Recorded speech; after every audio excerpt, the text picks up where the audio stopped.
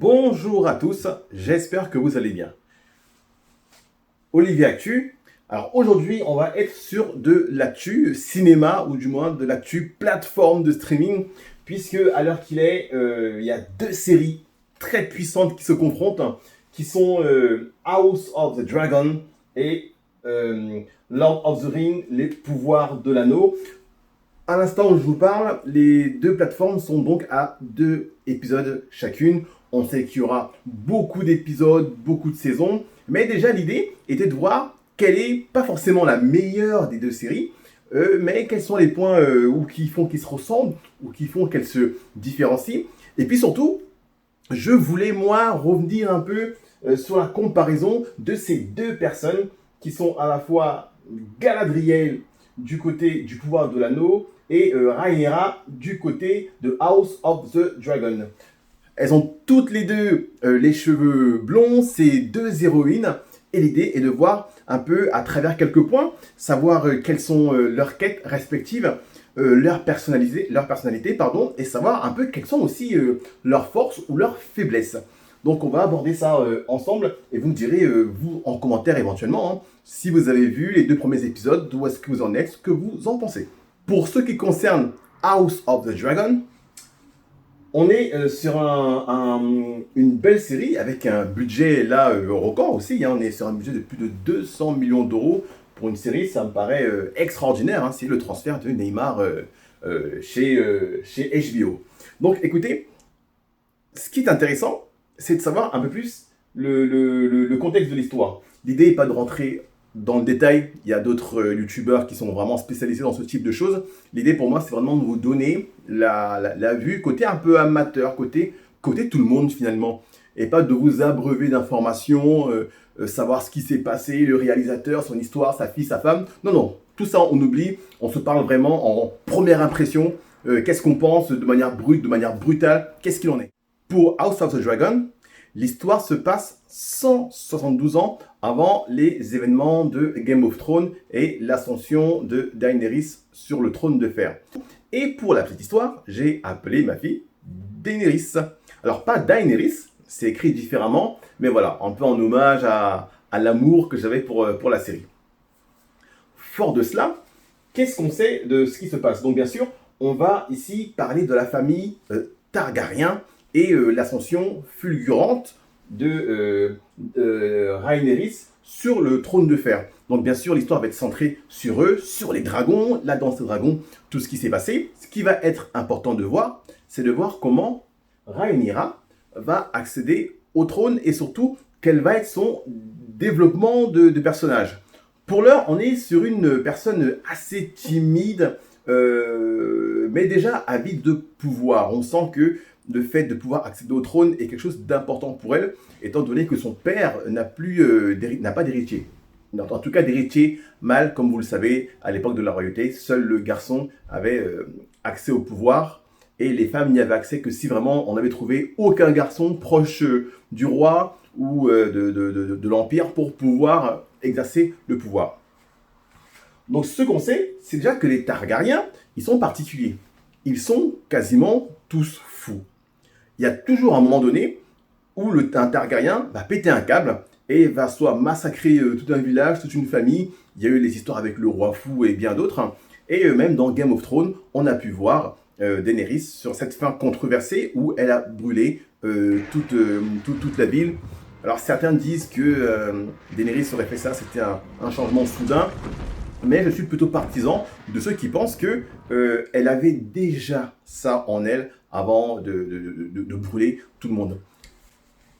Je pense que Rhaenyra aura à peu près un développement, non pas similaire, parce que je pense que les showrunners vont tout faire pour qu'elle ne soit pas la copie conforme de Daenerys, mais je pense que l'ascension au pouvoir va lui donner des envies, des besoins, de devoir éliminer, via les jeux d'alliance, via beaucoup de drames bien sûr, la concurrence, de manière à pouvoir accéder au trône. N'ayant pas encore vu bien sûr les épisodes à venir, voilà, je pense qu'elle sera assez tyrannique et que, ma foi, elle a, je pense déjà, l'atout pour exercer le pouvoir et pouvoir faire des choses, ma foi, assez catastrophiques. En ce qui concerne les anneaux de pouvoir, on va donc suivre les aventures de Galadriel, qui est une elfe alors, très très puissante, bien que dans les premiers épisodes qu'on a vus, elle est plutôt décrite en guerrière. On la voit avec des épées combattre tout ça. Donc c'est quelque chose qui est assez surprenant, puisque dans la trilogie originale, le Seigneur des Anneaux, ou même dans le Hobbit, on la voit jamais à l'épée. Quand on la voit, c'est une femme puissante, sage quelque part, et on la voit pas se battre à l'épée. Donc peut-être que c'est aussi un développement, puisque cette personne-là, quand viendront les événements de la Terre du Milieu, hein, sur la trilogie originale, elle a quand même déjà 7000 ans. Donc les elfes vivent très longtemps, 5000 ans, 10 000 ans pour les plus anciens. Voilà, donc en 7000 ans, je pense qu'elle va pouvoir apprendre et acquérir pas mal de choses, hein, qui vont faire qu'elle va pouvoir passer au départ d'une combattante aguerrie à quasiment un archimage, hein, capable de faire de la télépathie, je vais dire la téléportation non, mais voilà, de pouvoir user de son pouvoir de manière assez puissante et assez sage. Hein. On ne la voit jamais s'énerver, en dire que quand elle est là, on sait que ça va être chaud. Pour cette série, Amazon Prime a mis les gros moyens. On parle d'un budget de 465 millions d'euros. Donc, je ne sais pas si vous imaginez, mais il faudrait gagner 20 fois l'euro million pour réussir à atteindre le budget du film. Donc, gros challenge sur une sortie équivalente. Hein. Donc, même si les gens ne veulent pas comparer les deux séries, on est obligé. Ce sont les deux séries stars actuellement. Et effectivement, même par rapport au budget, on est sur des records absolus. Donc la série, au niveau de Galadriel, nous montrera sur des milliers d'années le cheminement qu'elle aura via plusieurs batailles, plusieurs guerres. Donc on rencontrera Sauron, il y a déjà Elrond, il y a les nains, enfin voilà. Il y a vraiment du beau monde qu'on connaît déjà. Il n'y a pas encore Gandalf, mais il viendra peut-être plus tard, on ne sait pas, sur combien de temps va se dérouler la série. Mais voilà, on va la suivre et on va voir vraiment comment est-ce qu'elle va acquérir son pouvoir. J'ai vu aujourd'hui même les 2 premiers épisodes. Moi, je les ai trouvés vraiment très beaux. Le pouvoir de l'anneau, il est juste magnifique. On dirait un film, tout simplement. C'est vraiment magnifique, c'est très beau. Les décors sont très colorés. J'ai rarement vu une telle perfection au niveau de la série. Game of Thrones, c'est un peu plus facile dans le sens où il y a beaucoup de décors réels. C'est vraiment filmé dans des décors reconstitués. Donc, c'est réel, et ça n'a pas besoin d'être aussi joli parce que c'est réel. Vous n'allez pas pouvoir rendre magnifique une simple pièce. Donc ils sont dans des châteaux, tout ça, souvent avec des pierres, tout ça. Donc en fait c'est réaliste, mais c'est pas aussi magnifique que sur le pouvoir de l'anneau, puisque le pouvoir de l'anneau, vu qu'il y a beaucoup de décors qui sont un peu en 3D, tout ça, ça permet plus de créativité. Je trouve par exemple le Seigneur des Anneaux beaucoup plus beau que House of the Dragon. Même si House of the Dragon, lui, va être plus réaliste. Donc finalement, chacun aura ses atouts, ses inconvénients, et c'est finalement le public qui devra se retrouver et trouver vraiment ce qui lui correspond le mieux.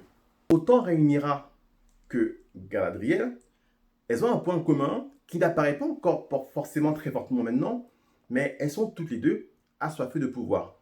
Ça peut paraître étonnant pour Galadriel, mais Galadriel, quand vous connaissez un peu la série, quand vous connaissez un peu son évolution par la suite, c'est une personne aussi qui a soif, certes, de vengeance, parce que son frère, avec un peu de spoiler, bon, il lui arrive des choses pas très sympathiques.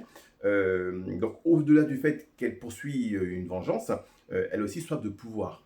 Même si elle a réussi à déjouer dans Le Seigneur des Anneaux, elle a refusé l'anneau. Et c'est ce qui lui permet d'avoir quelque part réussi le test qu'elle avait. Mais la tentation était là. Donc, ce besoin de pouvoir absolu a toujours été en elle. Donc, au niveau de leur quête, Rhaenyra, comme on le disait précédemment, va vouloir aller récupérer le trône de fer et montrer et s'épanouir en tant que femme et femme de pouvoir. Donc, sa quête est de pouvoir vraiment régner sur les 7 couronnes et mettre la maison, vraiment la maison Targaryen, au-dessus, aller encore plus loin, aller encore plus haut. Donc, on sait que ça va être sanglant, on sait que ça va être chaud pour les adversaires, et elle a déjà montré pas mal de malice dans la série. Elle n'est pas juste la gentille petite fille mignonne, bon, qui attend le pouvoir de son côté. Voilà, je pense qu'elle va mettre des choses en place pour vraiment aller chercher le trône et évincer ses adversaires. Le problème, en fait, c'est que les adversaires la sous-estiment encore. Ils la voient comme une toute petite fille, gentille, bien mignonne, et je pense qu'ils n'imaginent pas à quel point elle est ambitieuse et intelligente. Concernant notre ami Galadriel, mais écoutez, sa quête, c'est ce qu'il en ressort. C'est d'abord un peu une quête de vengeance personnelle par rapport à ce qu'elle a subi, par rapport à ce qu'elle a affronté l'adversaire, donc les orques, les troupes de Sauron. Déjà, bien qu'ils ont été entre guillemets vaincus ou du moins été absents pendant des centaines d'années, elle est enragée. Et là, on a le besoin constant d'aller trouver l'adversaire, vraiment l'éradiquer. C'est vraiment une obsession chez elle. Donc sa quête va vraiment être d'aller chercher l'ennemi, de chercher constamment les orques, de chercher constamment Sauron, de manière à l'éradiquer totalement. Mais à tel point qu'elle en devient presque incontrôlable. Cette rage-là l'empêche presque pas d'évoluer, mais la contraint à devoir s'enfuir, à devoir se priver de liberté.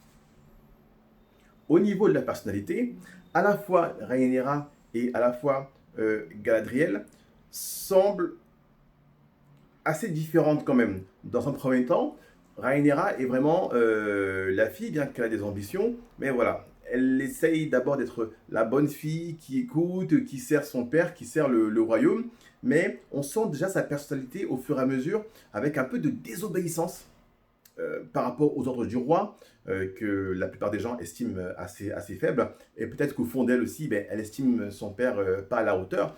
Elle aimerait vraiment l'accompagner pour qu'il soit vraiment le roi craint de tous, ce que lui ne veut pas.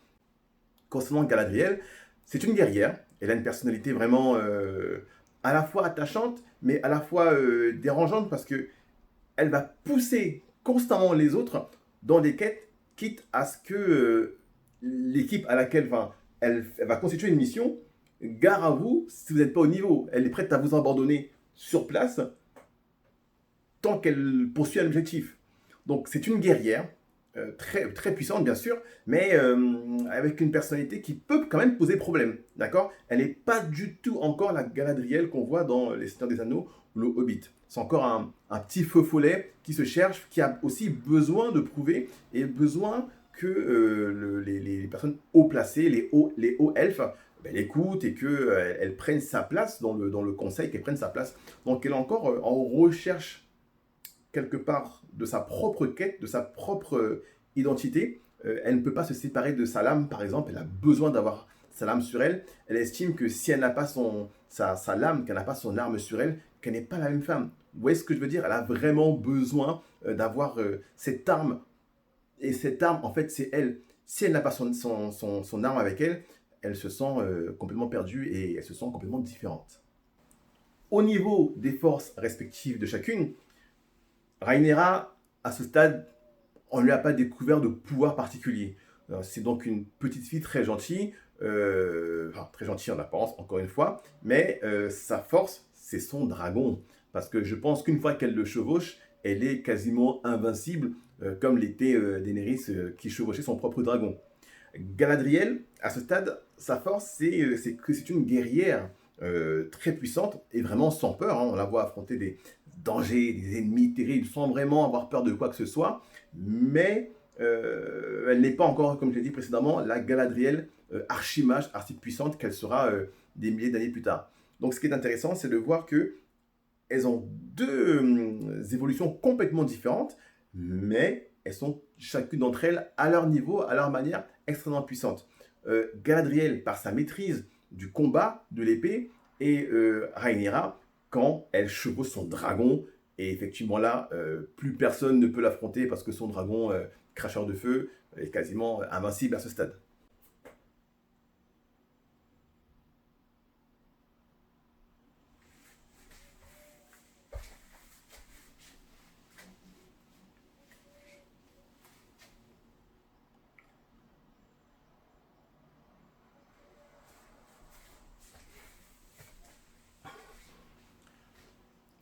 Pour ce qui est de ma préférence personnelle, c'est difficile à dire. C'est deux œuvres vraiment qui sont très très belles. C'est deux contenus complètement différents. Bien qu'on est dans un univers médiéval fantastique, les deux séries nous proposent vraiment des choses très différentes. J'ai eu beaucoup d'émotions quand j'ai eu le générique de House of the Dragon avec la musique de Game of Thrones en me disant ça y est, voilà, c'est un Game of Thrones là. J'y suis un peu tétanisé en disant ah, c'est vraiment un Game of Thrones, je suis impatient. Pareil aussi hein, pour le pouvoir de l'anneau. J'ai aussi eu un petit frissonnement en me disant ah, c'est un Seigneur des Anneaux parce que moi j'avais adoré le Hobbit, j'avais adoré le Seigneur des Anneaux, donc forcément on dit tiens, qu'est-ce qu'ils vont nous pondre. J'ai adoré les deux. À ce stade, je ne peux pas vous dire que l'un est meilleur que l'autre, même si j'ai eu des échos que pour l'instant, on attend encore beaucoup du pouvoir de l'anneau, mais il y a quand même pas mal de choses qui se mettent en place. Des arcs différents de différents personnages. Certains seront intéressants, d'autres moins, mais on peut pas faire que de l'excellence sur chaque personnage. Mais ce que montre le pouvoir de l'anneau, franchement, quand les 2 premiers épisodes sont terminés, je me suis dit putain, merde, c'est quand la suite? Parce que ça se termine un peu avec des annonces pour la suite. Et effectivement, ça donne envie de voir la suite. Pareil pour House of the Dragon. On sait que ça va commencer à barder. Le second épisode était plus calme que le premier. Mais vous savez, c'est la tactique. Vous mettez tranquillement vos pions, vous commencez à voir un peu les premières alliances qui vont se dessiner. Alors, ça sera les alliances sur le moment, parce que je pense que, vous savez, ils sont d'abord alliés pour battre le roi. Et après, une fois que le roi est mort, ben, lequel des deux est roi finalement? Donc, on sait que les alliances d'un jour seront les futures guerres de demain. Donc, c'est ça qui est intéressant à voir. Est-ce que j'en mettrais un plus que l'autre? Encore une fois, j'aime vraiment les deux. Game of Thrones, vraiment pour le côté machiavélique, le côté l'intrigue, qu'est-ce qui va se passer? Là, on est vraiment dans l'attente de l'interrogation. Le Seigneur des Anneaux, les Anneaux de pouvoir, c'est plus pour le côté waouh, parce que c'est vraiment magnifique, c'est beau, enfin on prend du plaisir. C'est moins prise de tête, c'est moins cérébral que House of the Dragon, où là il va falloir réfléchir pour comprendre les jeux, les enjeux, ainsi de suite. C'est plus assieds-toi, mais en mode popcorn, d'accord? Mais c'est beau aussi. Donc vraiment, c'est deux belles séries, c'est à vous vraiment de nous faire votre avis. Et encore une fois, ça va être intéressant de suivre vraiment cette évolution de ces deux femmes, de ces deux personnes qui sont quelque part les mêmes personnes parce que les showrunners semblent se dire que des femmes héroïnes, mais ça marche bien, ça envoie un message, les femmes se reconnaissent et avec les mouvements féministes qui actuellement, montrer des femmes qui ont du pouvoir, apparemment ça ferait du bien à la société. Bon, je ne dis rien, c'est possible, hein. Mais en tout cas, voilà, c'est vraiment deux belles séries. Si vous avez la possibilité d'avoir à la fois OCS et à la fois Prime, n'hésitez pas. Vous pouvez vraiment les regarder les yeux fermés. Ma préférence, si je dois donner une préférence, en tout cas pour les femmes, j'ai peut-être une petite préférence pour Rhaenyra, parce que je sais qu'elle va évoluer. Tandis que Galadriel, je l'aime bien, mais elle est très différente de la Galadriel du Seigneur des Anneaux. Et un peu trop faux follet, un peu trop indisciplinée. Donc bon, je me dis, bon, on va voir comment elle va évoluer.